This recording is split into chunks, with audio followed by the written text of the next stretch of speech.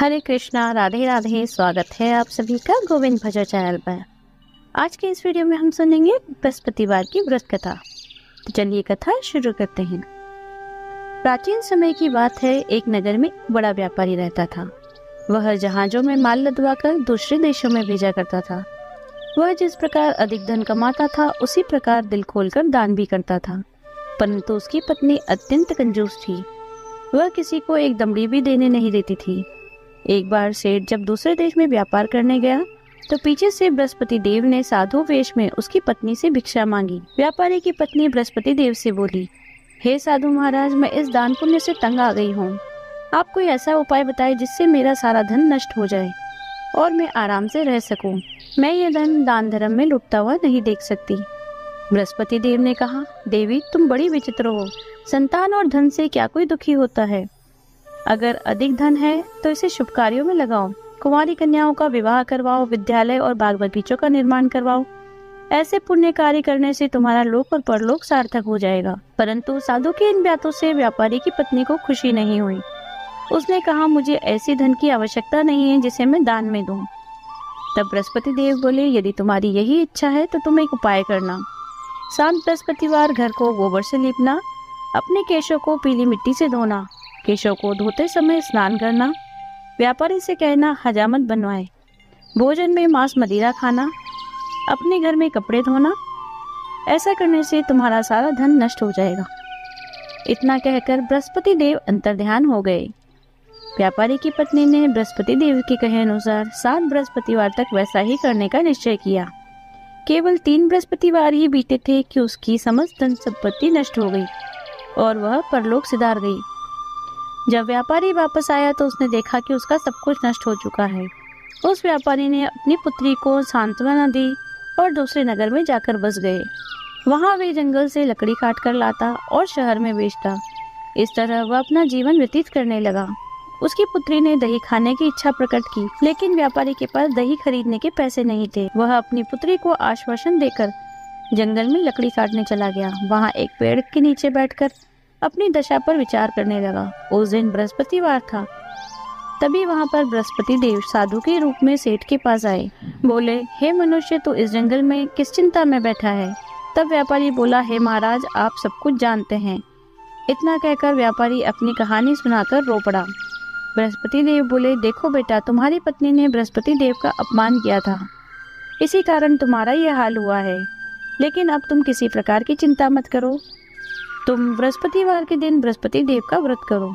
2 पैसे के चने और गुड़ लेकर जल के लोटे में शक्कर डालकर वह चरणामत और प्रसाद अपने परिवार के सदस्यों और कथा सुनने वालों में बांटो।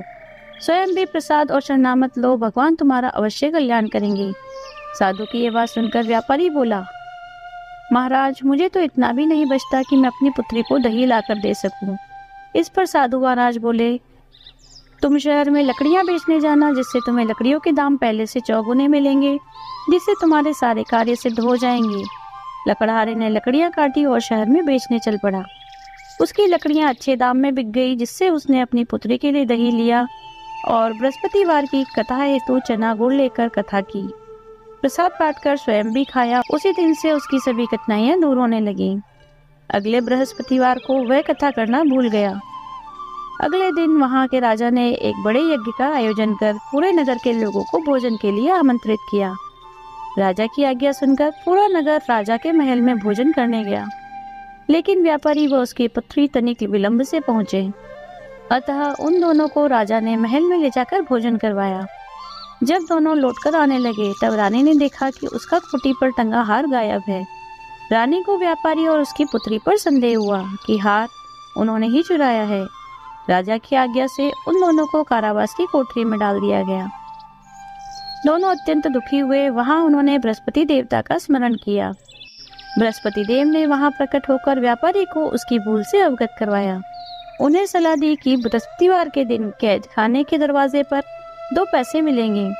तुम उससे चने और गुड़ खरीदना, विधि पूर्वक बृहस्पति देवता का पूजन करना, व्रत करना, तुम्हारे सब दुख दूर हो जाएंगे। बृहस्पतिवार को कैद खाने के द्वार पर उन्हें 2 पैसे मिले। बाहर सड़क पर एक स्त्री जा रही थी। व्यापारी ने उसे बुलाकर गुड़ और चने लाने को कहा। इस पर वह स्त्री बोली, मैं अपनी बहू के लिए गहने लेने जा रही हूँ, मेरे पास समय नहीं है। इतना कहकर वह चली गई। थोड़ी देर बाद वहाँ एक और स्त्री निकली। व्यापारी ने उसे बुलाकर कहा, हे बहन, मुझे बृहस्पतिवार की कथा करनी है, तुम मुझे 2 पैसे का गुड़ और चना ला दो। बृहस्पति देव का नाम सुनकर वह स्त्री बोली, भाई मैं तुम्हें अभी गुड़ चना ला कर देती हूँ। वैसे तो मेरा इकलौता पुत्र मर गया है, मैं उसके लिए कफन लेने जा रही थी, लेकिन मैं पहले तुम्हारा काम करूंगी। वह स्त्री बाजार से व्यापारी के लिए गुड़ चना लेकर आई, स्वयं भी बृहस्पति देव की कथा सुनी। कथा समाप्त होने के बाद वह बाजार से अपने पुत्र के लिए कफन लेने गई। घर पर लोग उसके पुत्र की लाश को शमशान ले जाने की तैयारी कर रहे थे। स्त्री बोली, मुझे अपने लड़के का मुख देख लेने दो। अपने पुत्र का मुख देखकर उस स्त्री ने उसके मुख में प्रसाद और चरणामृत डाला। प्रसाद और चरणामृत के प्रभाव से वह पुनर्जीवित हो गया।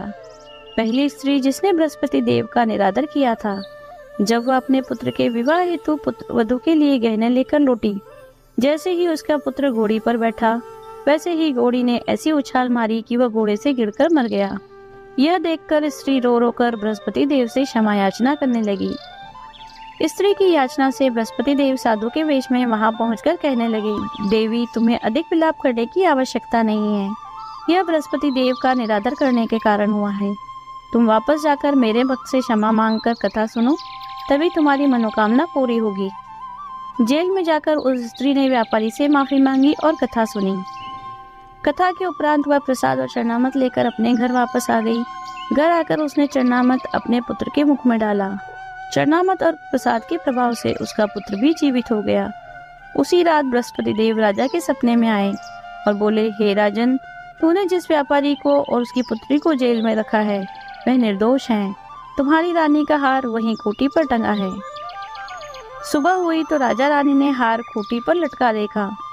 राजा ने उस व्यापारी और उसकी पुत्री को कैद से मुक्त कर दिया, उन्हें बहुत सा धन देकर विदा किया। उसकी पुत्री का विवाह भी ऊंचे कुल में करवा दिया, दहेज में हीरे जवाहरात दिए। इस तरह जो कोई भी मनुष्य बृहस्पति देव की कथा करता है, उनका पूजन करता है, भगवान बृहस्पति देव उनकी सभी मनोकामनाएं पूर्ण करते हैं। हे बृहस्पति देव, इस कहानी को कहने वाले, सुनने वाले, होकारा भरने वाले सभी की मनोकामनाएं पूर्ण करना। बोलिए बृहस्पति देव की जय। यदि आपको वीडियो अच्छी लगी हो तो लाइक कीजिए, शेयर कीजिए, कमेंट कीजिए। यदि आप चैनल पर नए हैं तो चैनल को सब्सक्राइब कीजिए, बेल आइकन को प्रेस कर दीजिए, जिससे नए वीडियोस की नोटिफिकेशन आपको तुरंत मिल जाए। मिलते हैं अगले वीडियो में। हरे कृष्णा, राधे राधे।